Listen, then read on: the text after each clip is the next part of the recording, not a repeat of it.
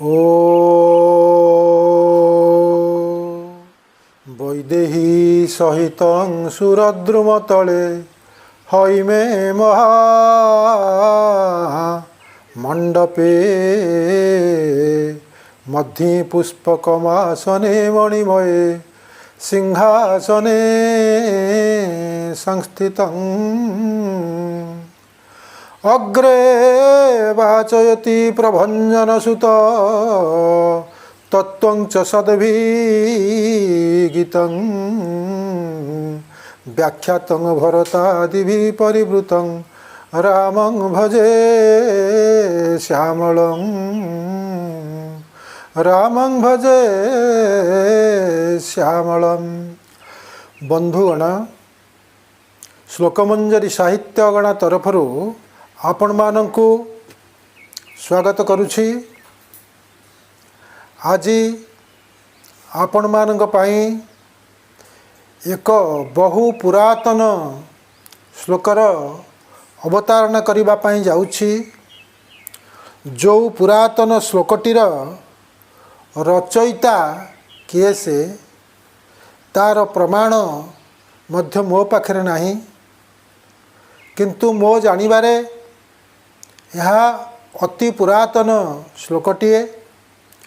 एथिरे आमर पुराण देवता मानंकर अनेक तथ्य अनेक अजଣା तथ्य अछि। ताहा अत्यंत रुचिकर और आमोददायक तथ्य। सेथिपाई ये श्लोकटी को मु आलोचना करिछि। ये प्रसंग रे एक सुंदर आख्यायिका अच्छी, जहाँ को मु आपण को आगरे वर्णना कर सारिबा परे श्लोकटी अवतारणा करिबी। कथाटी होउछि एया, लंका विजय हो सारिछि। प्रभु रामचंद्र रावण को वध कर सारिछंती। 14 वर्ष पूरीवा पाई आउ मात्र अल्प कई दिन बाकी अच्छी। रामचंद्र सपरिवार अयोध्या को फेरिवा पाई जत्न चलीछि। यही समय रे विभीषण किंतु रामचंद्र को अनुरोध करुचंती, प्रभु ये लंका तो आपणकर, आपण एठार आउ किछि दिन रहंतु। राम किंतु राजी हो नांती। राम कहउचंती, तोर कोशगृह मोर सबु, सत्य कहू मोहितात, सुमिरत भरत दशा मोहि निमिष कल्प समजात। भरतर कथा मने पड़ी गोटे गोटे मुहूर्त मोटे गोटे कल्प भली मते जना पड़ुछि। मो अधिक ए समय एठी रही परिबिनी। मु शीघ्र अयोध्या को जीवी। मु जदि अयोध्या को जीवारे विलंब है, 14 वर्ष पूरी जीवा परे गोटे मुहूर्त जदि गड़ी जाए, मोर भाई श्रद्धा भरत आउ जीवन रहिब नाही। तापस बेश घात कृश जपत निरंतर मोही, देखौ बेगिसो जतन करू सखा निहारोई तोही। मो भाई भरत ठीक मोरी भली तापस बेश धारण करिछि। अनवरत मोरी राम नाम को जपुछि। मते देखिवा पाई तार आखि दुईटी बड़ विकल होउछि। हे सखा, ताकू मु केमिति देखिबी, शीघ्र देखिबी, मते तमे व्यवस्था कर। बीते अवधि जाऊ जो जीवत न पावो वीर, सुमिरत भरत दशा प्रभु, पुनि पुनि पुलक शरीर, पुनि पुनि पुलक शरीर। भरतर कथा चिंता करी विभीषण को प्रभु राम कहउचंती, हे सखा, जदि गोटे मुहूर्त विलंब हो जाए, 14 वर्ष पूरी जीवार जदि गोटे मुहूर्त विलंब हो जाए, मु अयोध्या को गले मो भाई के देखिपारि ठीक 14 वर्ष जो दिन शेष हम से दिन से मत देख जदि टिके विलम्ब हो जाए मो भाई आ जीवन धरी पारनि शीघ्र मु अयोध्या फेरबी तुम से व्यवस्था कर।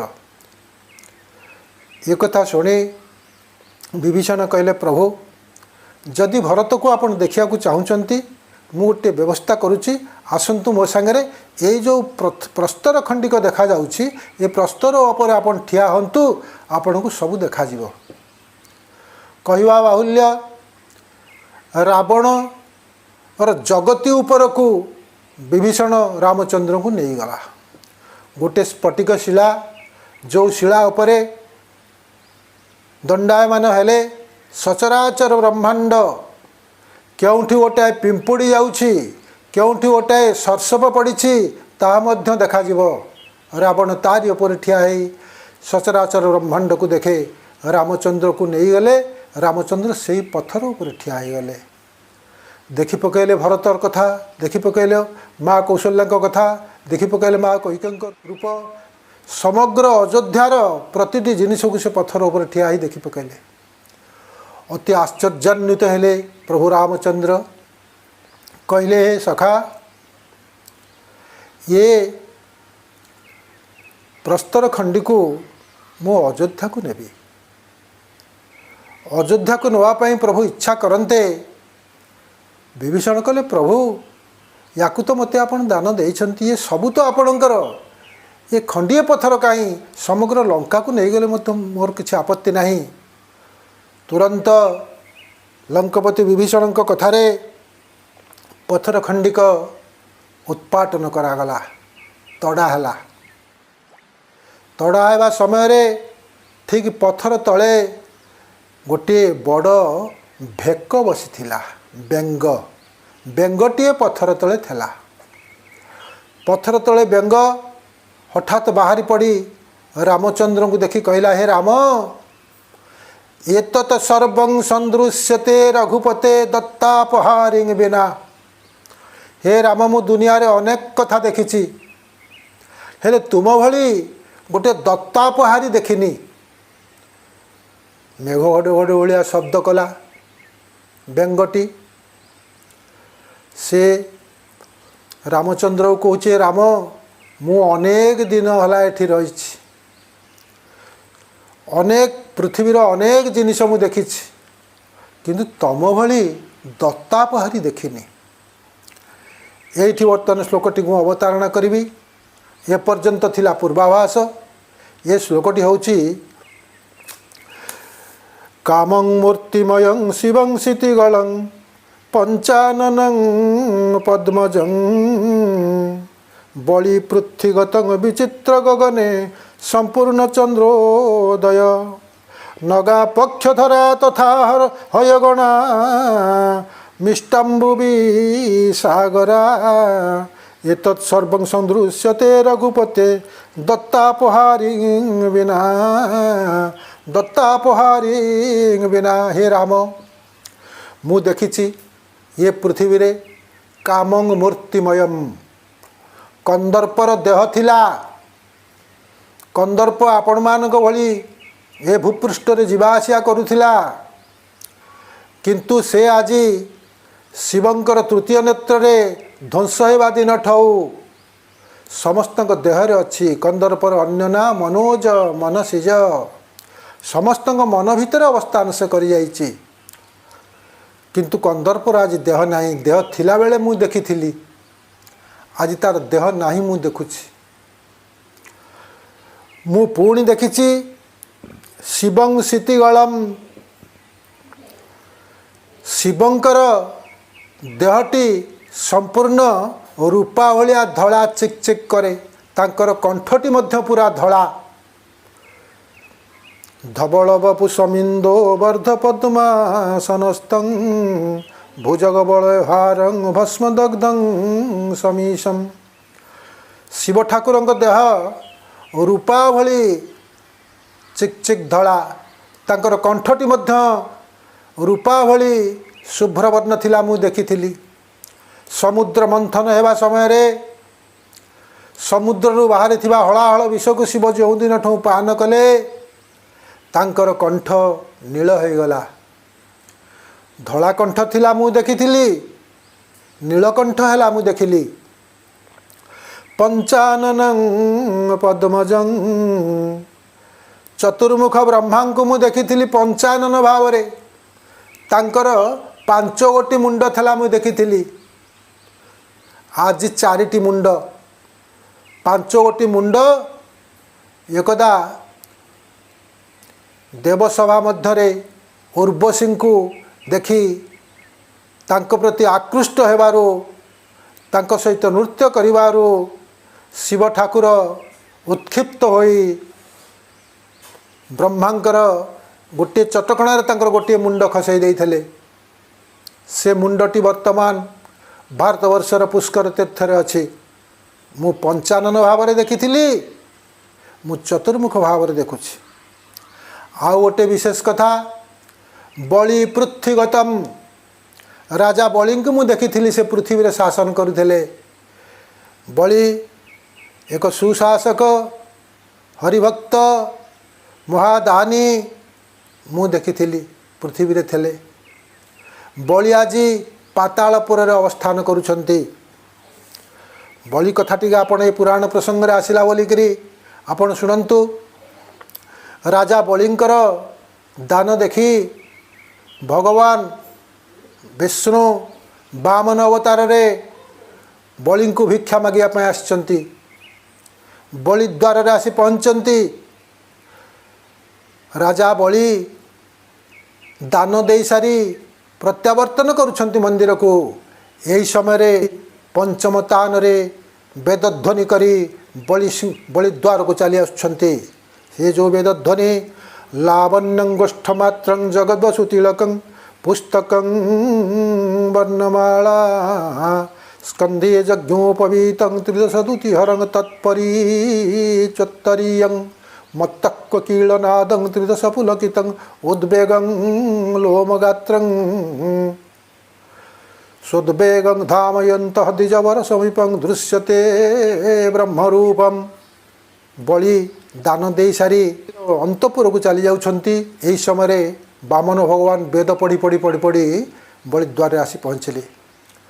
ବଳି ସେ ବେଦଧ୍ୱନିକି ଶୁଣି ମତୁଆଲା କୋକିଳର ଧ୍ୱନି ଯେମିତି, ସେ ବେଦଧ୍ୱନି ପଢ଼ିଲା ବେଳେ ସ୍ୱର୍ଗ ମର୍ତ୍ୟ ପାତାଳ ତିନିପୁର ପୁଲକିତ ହୋଇଯାଉଛି। ସେ ବେଦଧ୍ୱନିରେ ଏଭଳି ମାଦକତା ଅଛି, ଥୁଣ୍ଟା ଗଛ ପଲ୍ଲବିତ ହୋଇଯାଉଛି। ସେ ବେଦଧ୍ୱନିର ଏମିତିକା ମାଦକତା ଅଛି, ରୋଗୀ ନିରୋଗ ହୋଇଯାଉଛି, ଅନ୍ଧ ଚକ୍ଷୁଷ୍ମାନ ହୋଇଯାଉଛି ସେ ବେଦଧ୍ୱନି ଶୁଣି। ରାଜା ଥୟ ଧରି ପାରିଲେନି। ରାଜା ତୁରନ୍ତ ଫେରି ଆସୁଛନ୍ତି ରାଜସଭାକୁ ବଳି ବାମନଙ୍କ ପାଖକୁ। ବାମନଙ୍କୁ କହିଲେ, ହେ ବାମନ, ହେ ବ୍ରାହ୍ମଣ, ଆପଣ କୁଆଡ଼େ ଆସିଛନ୍ତି? ଆପଣଙ୍କର ଉଦ୍ଦେଶ୍ୟ କ'ଣ? ଆପଣଙ୍କ ଘର କେଉଁଠି? ବାମନ ନିଜର ପରିଚୟ ଦେଇସାରି କହିଲା, ଆଜ୍ଞା ମୁଁ ଦାନ ନେବି। ଆଉ କ'ଣ ଦାନ ନେବେ ଆପଣ କୁହନ୍ତୁ? ବାମନ ଭଗବାନ କହୁଛନ୍ତି, ମୋର 3 ପାଦ ଭୂମି ଦରକାର, ମୁଁ 3 ପାଦ ଭୂମି ନେବି। ରାଜା କହୁଛନ୍ତି, 3 ପାଦ ଭୂମି? ମୁଁ 3 ପାଦ ଭୂମି ଦେବିନି। ଆପଣ ଆଉ କ'ଣ ମାଗନ୍ତୁ? ରାଜ୍ୟ ମାଗନ୍ତୁ, ଧନ ମାଗନ୍ତୁ, ସିଂହାସନ ମାଗନ୍ତୁ, ଆଉ କିଛି ମାଗନ୍ତୁ, ଆପଣଙ୍କୁ ଦିଆହେବ। 3 ପାଦ ଭୂମି ମୁଁ ଦାନ ଦେବି, ଲୋକ କ'ଣ କହିବେ? ମୁଁ 3 ପାଦ ଭୂମି ଆପଣଙ୍କୁ ଦେବି, ଆପଣ ଆଉ ମାଗନ୍ତୁ। ବାମନ ଭଗବାନ କହୁଛନ୍ତି, ରାଜ୍ୟ ରାଜା ଭୟ ଧନେ ଚୌର ଭୟ ଅଛି, ତୃତୀୟ ପାଦ ଭୂମିରେ ଭୟ ନାହିଁ କିଛି, ତୃତୀୟ ପାଦ ଭୂମିରେ ଭୟ ନାହିଁ କିଛି।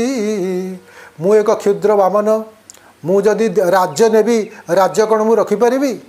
ରାଜ୍ୟକୁ ମୋର ଅନ୍ୟ ଲୋକ ରାଜ୍ୟ ଅଧିକାର କରି ନେଇ ଚାଲିଯିବ ଅନ୍ୟ ରାଜା। ଯଦି ଧନ ନେବି, ସେ ଧନ କ'ଣ ମୁଁ ରଖିପାରିବି? ଚୋରମାନେ ନେଇଯିବେ। ମୋର 3 ପାଦ ଭୂମି ଦରକାର, 2 ପାଦରେ ଠିଆ ହେବି, ଆଉ ଗୋଟିଏ ପାଦ ବିଶ୍ରାମ ପାଇଁ ରହିବ। ଏ 3 ପାଦ ଭୂମି ଦିଅନ୍ତୁ, ମୋର ଆଜ୍ଞା ପୃଥିବୀରେ କିଛି ନାହିଁ, ଭୂମି ନାହିଁ, ଏ 3 ପାଦ ଭୂମି ଦିଅନ୍ତୁ। ଶେଷରେ ଅନେକ ଯୁକ୍ତିତର୍କ ବାମନ ଓ ରାଜାଙ୍କ ଭିତରେ ହେଇଛି। ରାଜା ମନା କରିଦେଇଛନ୍ତି, ମୁଁ 3 ପାଦ ଭୂମି ଦେବି ନାହିଁ। କିନ୍ତୁ ବାମନ ସେତେବେଳେ କହିଛନ୍ତି, ଯଦି ଦାନ ନଦେବ ମୁଁ ଯାଉଛି, ମୁଁ ଫେରି ଯାଉଛି। बलि कहते ब्राह्मण मो द्वार दान नहीं फेरीज असंभव कथा कहते ना मु दान देवी ब्राह्मण कहते दान यदि देवे तेबे आपण संकल्प करंतु सत्य करंतु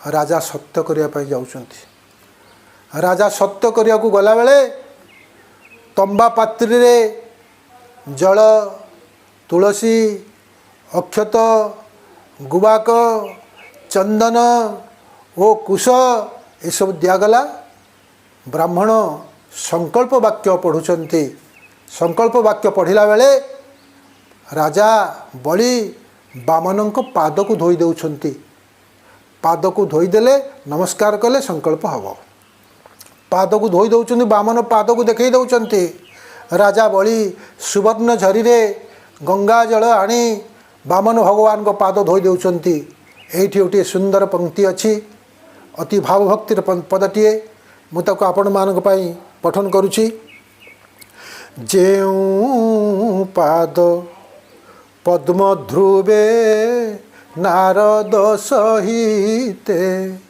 सुत सनकादि मुनि चिंतु थांति नित्य प्रभु चिंतु थांति नित्य से पाद को बलि राजा धौत करती धन्यता सुकृत बई लोचन संतति बई लोचन संतति पादासन देई भक्ति भरे प्रणमिला मन तत्व करी विप्र वाक्य उच्चारिला विप्र वाक्य उच्चारिला जो पाद को ब्रह्मा नारद सुत सनकादि मुनि माने अनवरत ध्यानस्थ ही चिंता करुथांती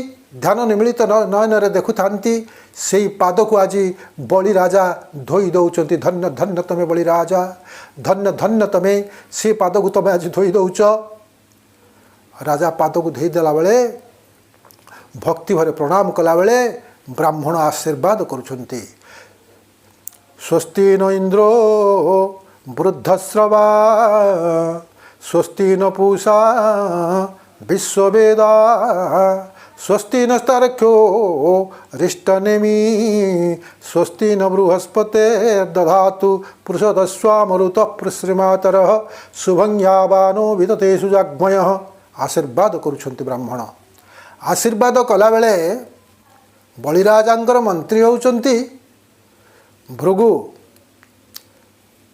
जानीपारे ये सामान्य लोक नुहंती ये जो वेदध्वनि करुचंती ये जो आशीर्वाद वचन करुचंती ये सामान्य लोक नुहंती ये निश्चय होउचंती परम ब्रह्म भगवान ये जो दान तीन पाद दान नेबे बोली संकल्प होउची ये संकल्प रे निश्चित ये राजा राजांठू स्वर्ग मर्त्य पाताल तीन पुर नहीं चली जिवे तेणु से राजा को कहउचंती जगलय करी भृगु मंत्री वर जानी ब्रह्मांक नंदन ए अटंती चक्रपाणी तेणु राजा मुह चाहिए कहउचंती हे राजा तमें आपको तीन पाद भूमि दियो ना ये सब नहीं चली जिवे भृगु मंत्र शुणी भृगु वाक्य शुणी बोले बैलोचन सूत नास्ति करी मंत्रीवर नकुह मंत पूर्वजन्म भाग्य जेबे थिबटी आंभर आंभ स्तुदान तेबे नेबे चक्रधर भृगु मंत्री जो राजा को मना करुचंती ये होचंती ब्रह्मांक नंदन स्वयं चक्रपाणी परम ब्रह्म भगवान आसचंती तुमठू माया वेशरे देवता कार्य हासिल करने तमें दान देवाई संकल्प कले ये निश्चित भाव में तुम समस्त धन संपद लुंठन कर नहीं लुटी नहीं चली जिवे स्वर्ग राज्य मर्त्य राज्य पाताल राज्य समस्त नहीं जिवे संपत्ति रे जेबे बांछा अछिति तुम्भर एक पाद भूमि तू न दियो चक्रधर एक पाद भूमि तू न दियो चक्रधर। राजा ये कथा सुनिक कहते पूर्व जन्म भाग्य जेबे थिबटी आंभर आंभ हस्तु दान तेबे नेबे चक्रधर तेबे नेबे चक्रधर सते जन्म परिजन्ते संवंश आंभर पिता माता सहितेब शिवे स्वर्गपुर जेब शिवे स्वर्गपुर अनेक जन्म पातक मोर नाश जीव बलि कृष्ण दान देले ये केते रहिब रोम मान पुलकित होइला ताहार आनंदे नेत्र जुगलु बहे अश्रुधार। भगवान आज स्वयं आसचंती मोठो दान नेबे मंत्री तमे मना करूच 100 जन्म पर्यंत मोर पूर्व पुरुष समस्ते आज स्वर्गपुर को चली जे मु आज दान दिए जन्म जन्म धरी मु जेते सब पाप करिछि से समस्त पाप क्षय हो आज मोर। तेणु आपण मते मना करंतुनी एक कथा कहू कहू राजांकर सर्वांग रोमांचित हो जाउछि आनंद रे धार धार लुह बही जाउछि। राजा दान देवा पई संकल्प करदेले एवं कहले हे ब्राह्मण आपणकर पाद केउ जगह थुअंतु। एतिक कथा कहीदेवा परे प्रभु वामन भगवान प्रथम डाहाण पादटे उठेछंती दक्षिण चरणे घोड़ाइले स्वर्गपुरी बाम पादे घोड़ाइले बलिब सुंदरी। दक्षिण पादटा आकाश को बेढ़ीगला सारा आकाशमंडल से पाद को बेढ़ीगला जिते बेढ़ी जाइछि से पाद को ब्रह्मा धोइबा पई कमंडल थिबा गंगा जल को आनी ढाली देले। तेणु वैदेशी विलास गोटे कथा लिखाई ब्रह्मारे धौत जे पद नहिछि शिवे विषाद लभिछि चरणामृत पान कुइछि विज्ञानी कैवर्त धोइला विश्वेपति तपावन नाम रहिला। वामन भगवान से पादटी दक्षिण पादटी सारा आकाशमंडल को सारा स्वर्गराज्य को बेढ़ी जाइछि। देवता माने समस्ते स्वर्गराज्य थी से पाद को वंदना करुछंती। ब्रह्मा गंगा को 84 काठी गंगा को कमंडल भितर रखिथिले से पादरे ढालुचंती पाद धोई देवा पाई। शंकर भगवान से पाद तले ठिया होती से पाद धुआ हो गले से पानी टोपाक पीदे बोलिकी सी जेते गंगा पानी सब पकईले सबुजाक विष्णु नख कोणे रहीगला। ब्रह्मारे धौत जे पद नहिछि शिवे विषाद लभिछि चरणामृत पान कइछि पी पार्लेनी। दक्षिण चरण समग्र आकाशमंडल को बेढ़ीगला। तापरे बाम पाद उठेले बाम पाद सचराचर ब्रह्मांड पृथ्वी बलिराजांकर पृथ्वी को बेढ़ीगला। ताहा देखी बलि राजा होइला चकित आउ एक पाद काहीं देखाओ तुरित। तीन पाद सत्य वाक्य कल चक्रधर आउ एक पाद काहीं देखाओ सतोर। यहाँ देखी बलिराजा आश्चर्य हो गले। छोटिया छोटिया पाद इति बड़ हो गला सारा आकाशमंडल को ग्रासीगला सारा पृथ्वी को ग्रासीगला।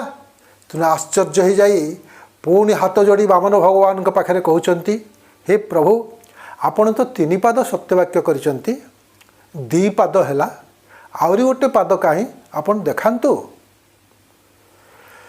तत्क्षणे विष्णु माया कले क जगत नाभि मंडलरु एक पाद हेला जात। ये पाद को स्थान दिय बलि नृपवर ताहा देखी बलि देखा इले निज शिर। राजा हाथ जोड़ी कहते हे प्रभु आपण तीन पाद भूमि नापी सत्यवाक्य करिसेंती, ये दुई पाद तो गला आउ गोटे पाद कहीं अच्छी दिंतु। यही कथा कहवा मात्र के भगवान को नाभिमंडल गोटे पाद चली आसुची, नाभिमंडल गोटे पाद बाहरी आसुची। तत्क्षणे विष्णु माया कले क जगत नाभिमंडल एक पाद हेला जात। ए पाद को स्थान दिय बलि नृपवर ताहा शुणी बलि देखाइले निज शिर। तत्क्षणे पाद बलि मस्तकरे देले हुंकार शबद करी पाताले चापिले। सेठी वामन भगवान बलिंकर मुंड उपर से पाद को दे पाताल पुर को चापी देइछंती। वर्तमान बलि बाप पाताल पुरे अछंती। व्यंग कहूछि राम को, हे रामचंद्र मु अनेक जिनिस देखिछि। मु देखिथिली बलि राजा ए पृथ्वी रे राजत्व करुथिले, मु पुणी एबे देखुछि बलि राजा पाताल पुरे अछंती, ये पृथ्वी रे नाहंती। मु अनेक जिनिस देखिछि। कथा एठी प्रसंग रखुची। आसंता पर्याय आपण माने व्यंगटीर अन्य कथा सब शुणिबे। व्यंग कहूँ मैं अनेक जिनिस देखी किंतु तुम भली लोक देखिनी।